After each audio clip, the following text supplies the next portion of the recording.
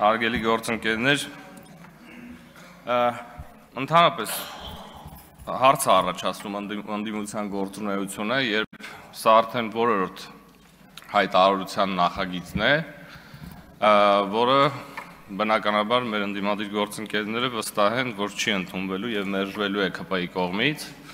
եւ ըստ տրամաբանությանը անկեղծ ասած չեմ հասկանում, որտեղ ենթադրվում է, որ եթե իսկապես նպատակը որևէ հայտարարության ընդունումն է, նախ եւ առաջ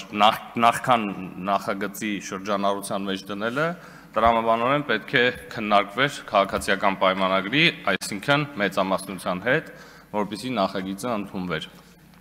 Բայց բնականաբար մենք նմանատիպ գործունեություն եւ գործելակերպ չենք տեսնում, հայտարարություն կամ հայտարարության տեքստի համար, որը գալիս է այստեղ եւ մերժվում է, եւ այստեղ հարց է առաջանում, ինչով եք դուք զբաղված, հարգելի գործընկերներ, եւ ինչն է այս ամեն ինչի իմաստը։ Հայտարարություն եք ուզում տարածեք, պարոն Մամեջանյան, ինչ եք վերում այս նիստի օրակարգ եւ պարտադիր ուզում, որ մերժվի ձեր նախագիծը։ Ձեր հայտարարությունն է, տարածեք, մի բերեք այստեղ կամ եկեք այստեղից ելույթ ունեցեք, ելույթի տեսքով տարածեք։ Եվ երկրորդը ինչ վերաբերվում է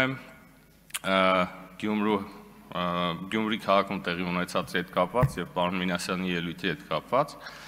ես մի հարց ունեմ մեր ընդդիմությանը եւ կխնդրեմ անպայմանորեն անդրադառնալ այս հարցին։ Հիմա որ պարզվի, որ քննությունը ապացուցի, որ տեղի է ունեցել կաշառք։ Դուք ձեր դիրքորոշումը, պարոն Մինասյան, մասնավորապես ձեր, որն առնելու կամ եթե պարզվի, որ կաթողիկոսը իսկապես դրթել է կամ, չգիտեմ, սահմանափակել է X հոգևորականի գործունեությունը կամ քաղաքական դրդապատճառներով սահմանափակել է դա։ Պետք է արդյոք կաթողիկոսը ենթարկվի քրեական պատասխանատվության, թե ոչ։ Խնդրում եմ պատասխանեք այս հարցին։